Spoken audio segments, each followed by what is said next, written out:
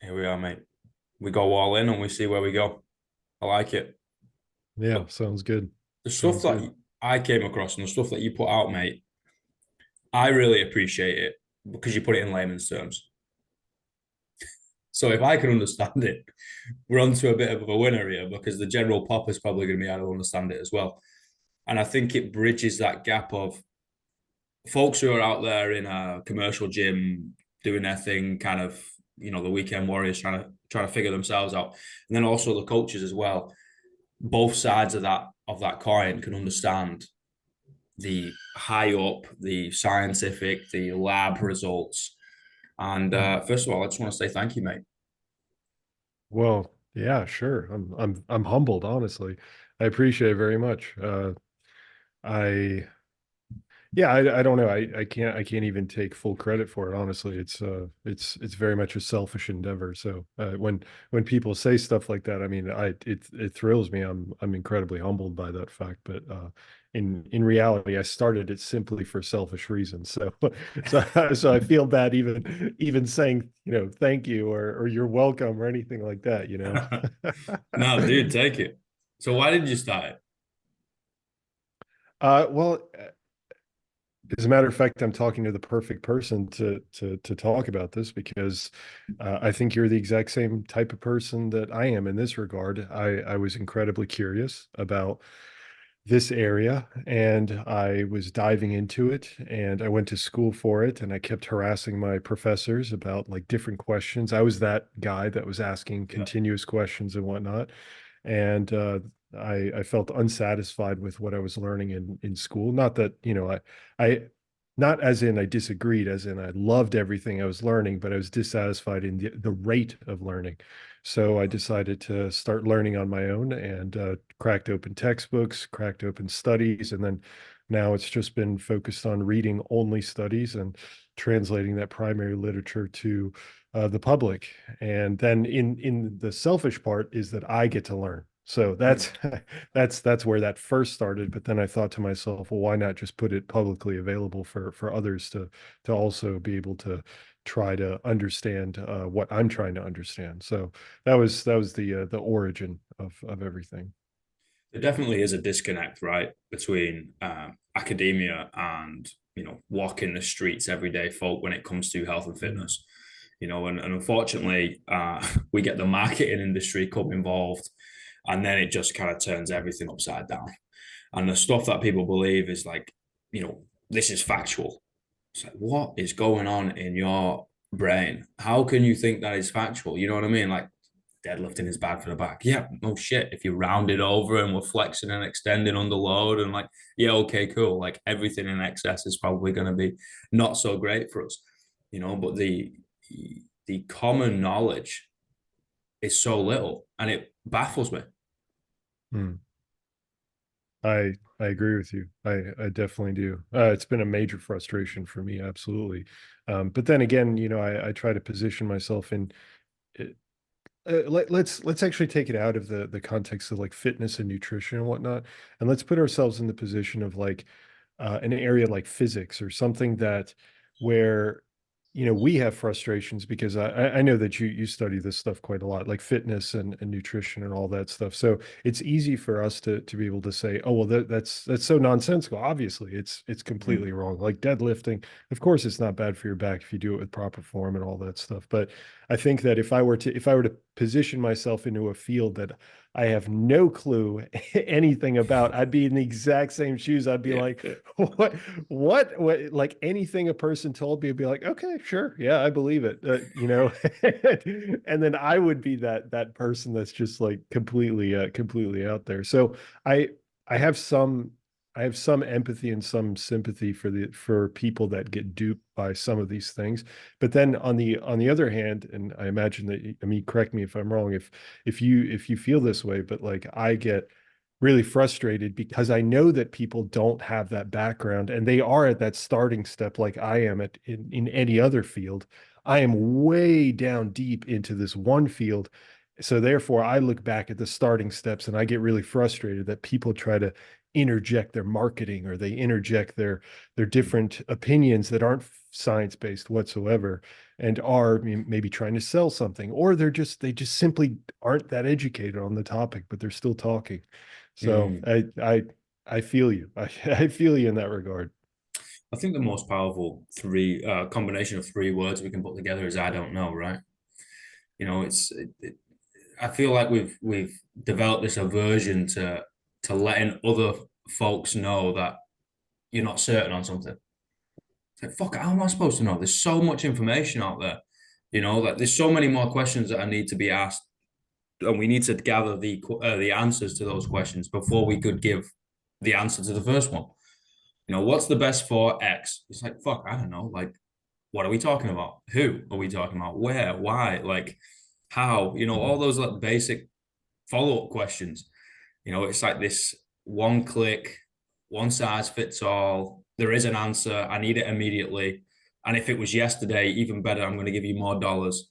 But then part of me thinks if somebody's going to, I don't think it's noble and I don't want to do it myself. But if somebody's going to prey on a little bit of stupidity so they can make a buck and they build a business, part of me thinks, well, it's their fault for being so stupid. Hmm. I was like, maybe what's my right to step in and go, no, you can't do that. You have to educate them and they need to know everything about everything before they part with their cash. I was like, well, no, because then people haven't got, total authority over themselves. So like it's a strange one because I'm on the boat of do whatever the fuck you want to do, Nick. Hmm. Like as long as you're not hurting another person, as long as we're not in the extremes and it gets a little iffy, do whatever you want to do. I don't want any power over you. I don't want nothing. And if that means I'm gonna go buy some dumb slimming pills or skinny teas, and if you got the cash to do that, mate, go do it. Whatever. Yeah, I can definitely understand that perspective. And generally that's how I think about things as well. As long as you're not doing harm to someone else, it's probably not a huge deal.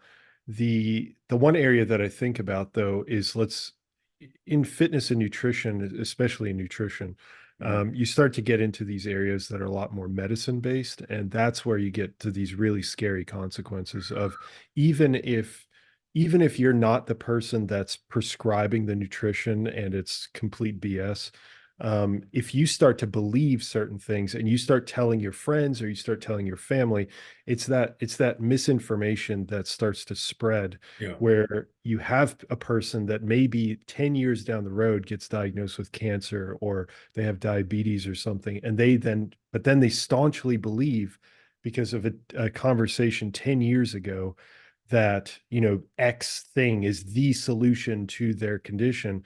And oftentimes, you start to, there are definitely groups out there as well that are, uh, well, let's just say they're very much against the establishment in that they try to sow levels of doubt in like medicine and even drugs. I realize that some people have positive and negative feelings about drugs and whatnot, and there's certainly conversations for the negatives as well. But it just starts to create this quagmire where a person had this belief, and trying to combat that belief to save their life later on becomes so much more difficult because they've had this conversation a long time ago, and they've always held this belief that if we go to a really simple concept of like carbs make you fat, like people have Mm. had that ingrained in their mind for such a long time. And there's been plenty of people that have been fighting against it, showing studies that's not the case and whatnot. But there's also a whole lot of nuance that goes in that conversation. But and then if you take that mentality of carbs make you fat, let's say a person believes that, but then down the road, 10 years down the road, 20 years down the road, they also hear that carbohydrates cause cancer or something along those lines. And then you get to a point where this person starts to create this link between a kind of a benign like idea of carbs make you fat. Okay, whatever. Like you gain a little weight, you lose a little weight, fine. But then once you get to like the cancer side, that's when you start to get to really scary consequences of a person then mistrusting their physician because they heard something online or they heard some sort of misinformation. And that's where things, I think they go from an insular situation, a single situation, and they spread laterally to all the people around them.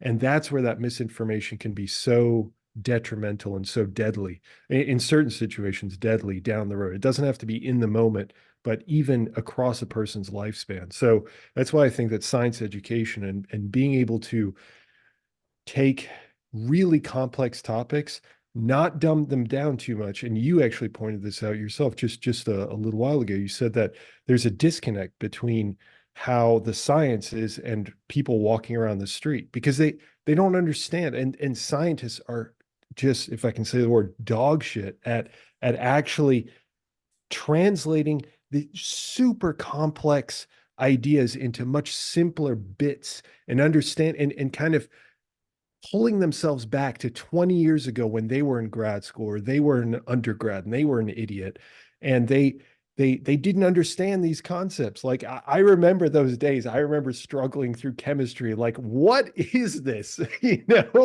And for a scientist to be able to pull themselves back to that point and be like, oh yeah, I understand why you don't understand why, I don't know, what a covalent bond is, or whatever it might be. And that's what you need for an education to go from, my line is always from the macro to the micro, being able to just slice away from the top end all the way down to into the cell, subcellular, and really walk a person through this journey of, you need to understand your body so that you can feel comfortable with this conversation that we're going to have, as opposed to how a lot of physicians and a lot of scientists talk. They're just like, just believe me. I'm telling you what it is because I study this. I'm the expert in it. Just shut up and just listen to me, which is a complete, that also is really hurtful on the other side. So it's frustrating. It really is frustrating. Maybe we see it on the coaches' side too, and that's on the dance floor, Mm. like in person, interacting with GPP on the daily. You see it. I want you to reach triple extension, and then when the bar goes, it's a peak trajectory, and the gravity, blah, blah, blah, blah, and you're like, "Fuck! I want you to jump." Just tell them to jump. Like they don't need to know. Quite frankly, they don't care. They want to know the outcome. They want to know what we got to do. Okay, cool. How do we take this thing and then condense it into 1 or 2 words or 1 or 2 points? And be like, this is your takeaway today. This is this one thing. This is what you need to understand. And guess what? In 6 months' time, we're going to have built those Lego bricks, and your understanding is going to be so much further down the road.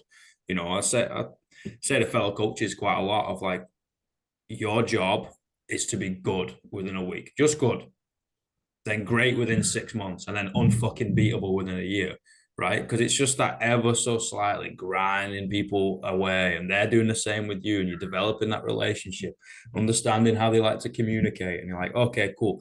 Then we're just going to layer on that information, and then we need to do it for ourselves as well, right? Like we need to go back and then, okay, we've got a level of understanding on a certain topic, and then okay, I got to seek out individuals like yourself who have a higher level of understanding. All right, sound, and then let's keep layering that on so it keeps building. Rome wasn't built in a day. I know it's cliche, but they were laying bricks every friggin' hour, and that's our job, man. It's teaching as well as just providing knowledge. It's like, no, now you have to teach it, and sometimes if you can't teach it to a 5-year-old, like you don't know it well enough, right? Yeah, that's the line. Yeah. Yeah, and a lot of it comes back to something you said earlier of like you need to be able to say I don't know if you truly don't know. You can educate, you can maybe say I'm speculating from an educated standpoint, but Yeah. I don't actually know the information when it comes to those points, because there are going to be times when you just don't know the answer.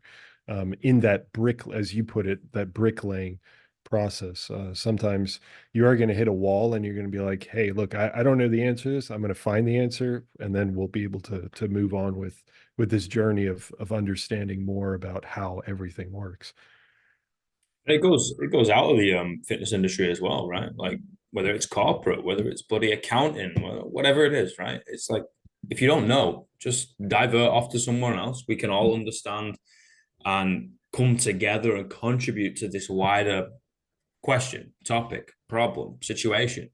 Like you can't do this all on your own, man. A lone wolf is going to get tired halfway up that hill. Yeah, I completely agree. Unfortunately, another problem that we start to encounter, and maybe you've encountered this in your teaching and your practice too, is that then it starts to create an us versus them mentality of, you're right, you can't be a lone wolf, but on the other hand, you start grouping yourself in with people that are maybe the science people versus like the guru people. And that, and there again, I'm just noticing because of my audience, there's a bubbling undercurrent of people that are becoming more and more distrustful of the quote unquote establishment. And I think part of that is just a psychology of like wanting to be contrarian, but there's also other people that truly have had horrible experiences with their physician or their coach or, whoever it might be. So then they go straight to the opposite end and just go with like whatever's against the standard practice because they've had a bad experience, or there's any number of different reasons why. But then that pushes them into this other camp of like the anti-establishment versus the establishment, which is the kind of the quote unquote science. So everything is this delicate like critical thinking exercise of like, how do we communicate with one another? How do we diffuse the emotions of a conversation before we can actually get into the information of that conversation? You know, um, like I'm sure if, for example, if you were to coach a client and they told you that they had a horrible experience, let's go back to the deadlift example, because their mother or their father used to deadlift all the time and they just like their spine just like snapped in half or whatever. It was just like this traumatic experience and whatnot. Like most good coaches wouldn't be like, well, tough shit, just Oh do shit. it. Like, I mean, you'd probably be like, okay, maybe we should like address that and like slowly ease into this conversation, as opposed to just being like, well, you're wrong because the spinal flexors do this. It's like that doesn't help anything. The person's just gonna be like, well, I'm going someone else. Yeah, I think we've all tried that technique. You know what I mean? You just looked at someone else like, "Do I look like I give a fuck?" Like Yeah. you're gonna be doing this regardless of what you just said to me, and like it never goes well. No, Like, no. oh, okay, we're gonna have to take that one to the learning curve. Like chalk that down to a lesson, and hopefully maturity comes in and plays a factor, and we, you know, don't do that anymore. But yeah, I Yeah. agree, man. I really do agree, and I think we've become polarized. I think people have tried to create a fight because it seems like their life is worth something. I know that's quite an extreme statement, but I think we've got to try to have strong viewpoints, but liberal communication skills of like, how do we communicate with one another? It's okay if we believe certain different things. That's fucking fine. We can have opposing viewpoints. And guess what? You're more than likely, like 99.9 recurring percent of the time, both of us are going to learn something if we attack it in a open manner. And it might strengthen, it might weaken your viewpoint, but at least you're going to have more of a well-rounded approach. And then that will bleed off into completely different contexts. And for some reason, and to be honest, I have to hold my hands up me for a long time, and more of the social conditioning or what we were talking about before, that comes into play as well. Like growing up in the environment of everything is a fight, everything is a fucking fist fight. So yeah, you sometimes you're gonna get a little hot under the collar, and you're gonna get a little too passionate. You're like, oh fuck, okay, like apologies, that's my bad, hands up. We have to attack this on a different day when I've killed off, no problem. But we need to learn from that, and it's important to keep ourselves grounded in a way.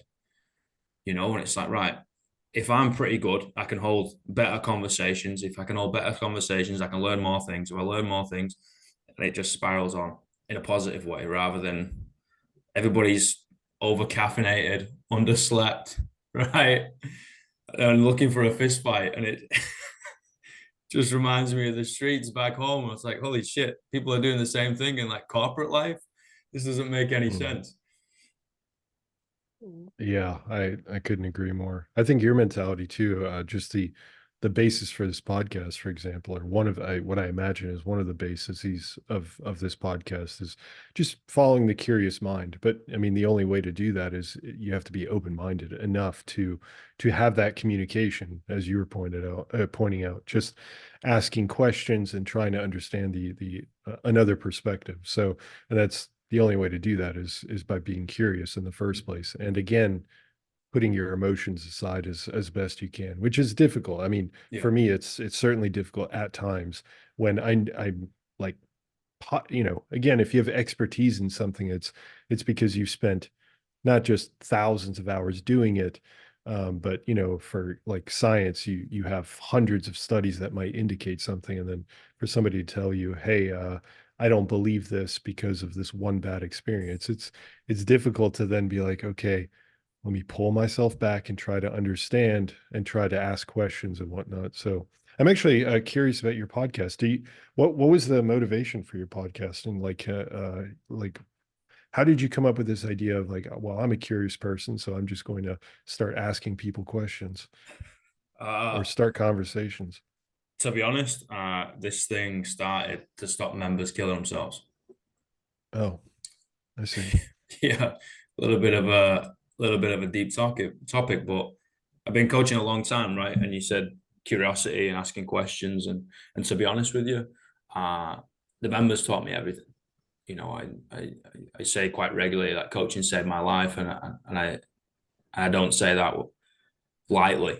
It's because they taught me everything Mhm. and showed me that, well, I wanted to help these folks. But to help these folks, I got to change. I was like, oh, okay, cool. Like, I have to learn, I have to adapt, I have to evolve, I have to grow, I got to change.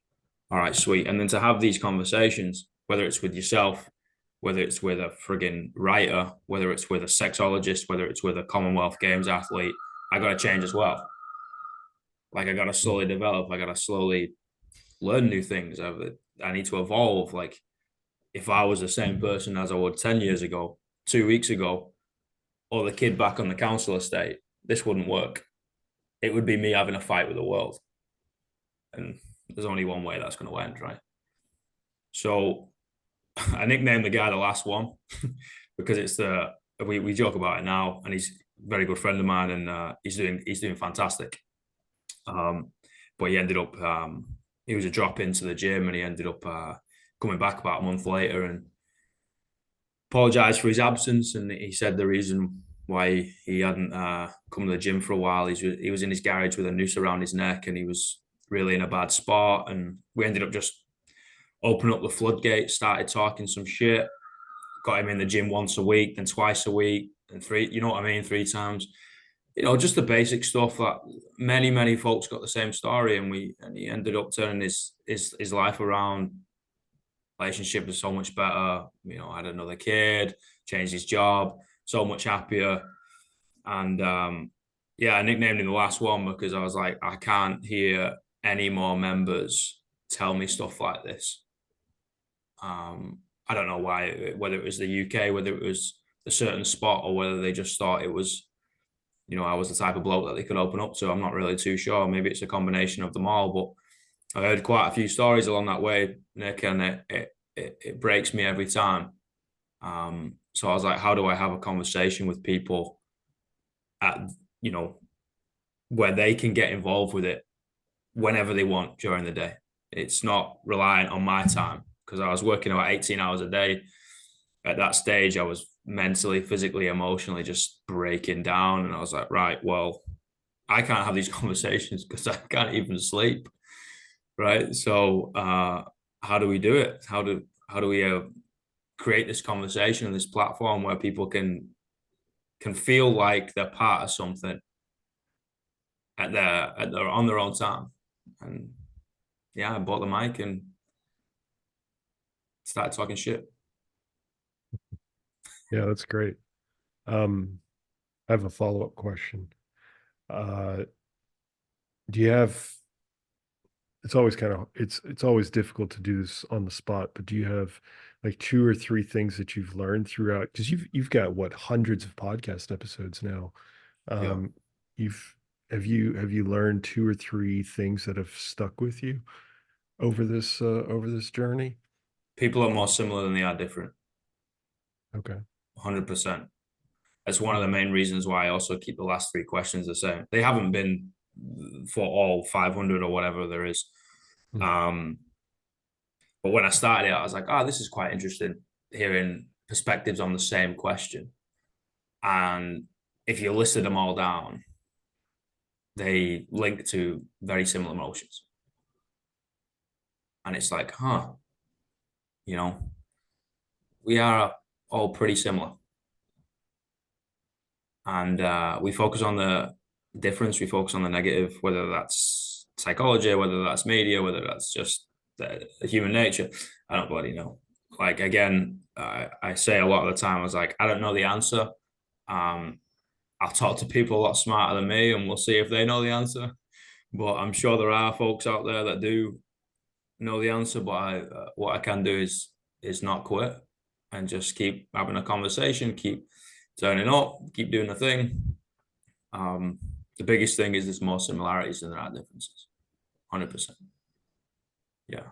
And people just want to smile. They want to love something else. You know, they want to have a good time while they're here. mm, And I think, to be honest, mate, it's made me believe in the goodness of humans more. This thing, mm. yeah, it's given me more good examples than bad. You know, when you grow up in a blue collar area, you know, there's people get by any means necessary. So you Mm. usually get a lot of a lot of not so great examples of certain things. Yeah, So it sure. means it makes you a little cynical. Um, makes you a lot cynical, Mm. whether you know it or not. But you get to whatever late teens, early 20s, 30s, 40s, and then you realize, oh shit, like I don't believe in goodness anymore.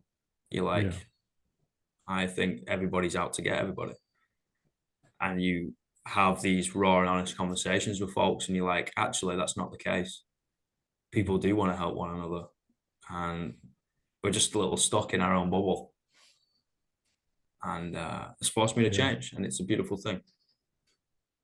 Yeah, it is. Being stuck in your own bubble, that's a good description. I mean, you also described one where you were talking about like being working 16, 18 hours a day. Um, you just then you don't have the capacity to listen. You don't have the capacity to do anything other than just survive. So I think that's one example of many examples of being stuck in your own bubble. It can be mental, or it can be the things that are just that are encasing you in that bubble, which is time and effort and just being in the rat race and all that stuff. Um, do you get that kind of feedback from people that listen to the podcast? Well, what type of feedback? Well, like do you get feedback from people that listen to the podcast on, do they also get that sense that they get a connection, or that it's like a really positive experience? Yeah, occasionally. You know, occasionally you'll get a message or a random email, or somebody will find something and leave a comment, or you know, it's the abyss of the internet, right? Like Mhm. some things get thrown in and you kind of, you know, it goes unseen and then it kind of pops out somewhere else, like LinkedIn of all places, or Yeah. you know, just a random spot. And occasionally, but and it's, you know, it's lovely and that I try not to focus on it. Um, I try not to focus on it too much, if I'm honest with you. It's more Gotcha. like, right, where's the next conversation? How am I going to conduct myself for this next individual? How can I Mm. create a safe space for them to feel like, you know, we can just have fun? You know, we don't have to talk about deep things. We can fucking talk shit and literally tell jokes all day long. Like I'm in. Mm. Um, so yeah, it's weird. I like having a light at the end of the tunnel, but I don't need to know what it is. Hmm. Okay, I I can just gotta know appreciate it's that. at the end of the tunnel, and I gotta keep trying to grab it. Yeah, I can appreciate that. I've never heard it like that, but I can definitely appreciate that. I guess it's a fear of being complacent, right? a fear of staying the same. Yeah, which is a powerful motivator. A powerful motivator. Maybe the psychologists can tell us more about Yeah, that's true. that. We'll leave That's that to true. them, man. Yeah. Well, I got three questions. Okay. Okay. What's the greatest piece of life advice you've ever received? Uh, Greatest piece of life advice was repeatedly hammered into me by my father, um, which is if you're going to do something, do it the best you possibly can, and do it with a great moral compass. So do it well, but and then I've taken it kind of a little bit to your previous point, but really to ambition, that's also propelled me to be try to be the best at what you do. So if you choose something to do, then be exceptional at it and keep working at it and keep working at it. Lay those bricks that you were talking about earlier. Do it to the best of your ability. Yep. I think that's really powerful to take to heart. Because why Yeah. half-ass it? Well, it'll change your life. It really will. If you are the best at what you do, you will be sought out by other people. It's Hmm. as simple as that. Agreed. What's the worst piece of life advice you've ever received? The worst life advice. Oh, I've had a lot of opinions on a lot of different things. The worst, the worst life advice. Uh, okay, I'll give you one that I actually have not, I haven't discussed this with too many people before, but I'm still sort of half translating it in my mind. But you'll often hear people say that you shouldn't let uh, anger have any role in your life, and or that you should try to find um, alternative ways of dealing with your anger. That ultimately, the way that I think that people talk about anger is this, it's this thing that should be locked away, or that it should be dealt with in sometimes um Secret. yeah, secretive ways, definitely. I think that there are ways. I'm trying to think of examples, which I'm struggling with, mainly because I just reject the entire notion in general. I'm not saying that people should just be angry, but like what I am saying is that anger can be a powerful fuel for ambition, and it can be a powerful fuel for positive. It doesn't have to just it doesn't have to be this outward rage that just blasts out of people. I mean, that can be, of course, extremely destructive.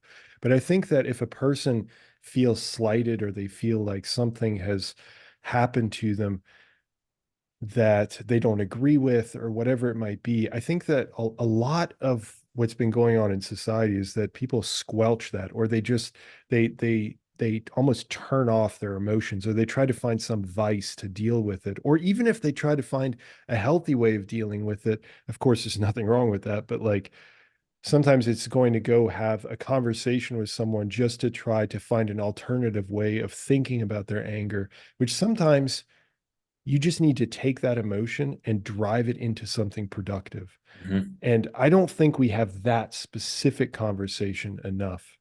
And I wish that people would take those emotions that really boil over and put it into something productive. And so I've had that conversation with a few people before, and they have completely, it's actually been a pretty powerful motivator for them in the past. So, and of course that's a super nuanced thing, and of course I'm not a psychologist. So I think maybe from a clinical standpoint it could be completely wrong. But I think that I'm just using anger as one example. It could be grief, it could be anything, some powerful emotion that people have. And you can take that emotion, as opposed to just trying to slice it up and trying to slowly quell it. You can use that emotion for something positive in your life. And sometimes that emotion is so powerful, it'll propel you for years into the future and make you such an incredible human being. And that doesn't mean, again, it doesn't mean that people shouldn't deal with their emotions. Of course, it should always be in a healthy context, but it's just an area that I think that I would disagree with how sometimes people deal with their emotions. I'll just put it that way. Mate, I completely agree with that. I think we run away. Sorry if you can hear the sirens in the background, You're good. but I think people run away from their emotion. Yeah. Um, and then you hide yourself, and then you run away from yourself. And guess what? Wherever you are, you are. And they find that numbing vice, right? That we've all been victim to. Um, but we need to be able to channel it in a productive manner. And I completely agree with that. And that's the lesson that hopefully I've instilled in some youth over the years. Um, and it's a privilege to be able to do that. But brother, what are 3 words you tell your younger self?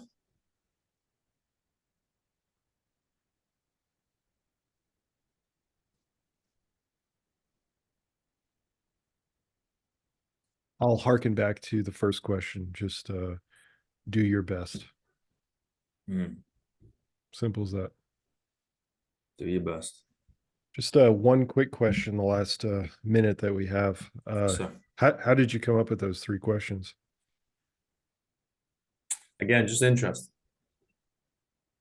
Okay. I find them interesting questions. Um, I think it tells me a lot about the person. Yeah, it does. Yeah, I agree. You got a positive, you got a negative in some regard, and then you've got a retrospective. Mm. And I find those 3 things quite fascinating. You can understand the individual in front of you. Yeah, I agree. I agree. Yeah, they're great questions. Thank you so much, brother. This has been an honor and a privilege. Yeah, likewise. It was a lot of fun. It was Mate, definitely a blast. I got I got a project coming up, and I'll give you an email and I'll let you know about it. But I would like your insight on it. Okay, sure. Yeah, please send it my way. Thank you, brother. I appreciate it. We'll speak soon. Okay. My Have a man. great day. You too, brother. Bye. Bye, everybody.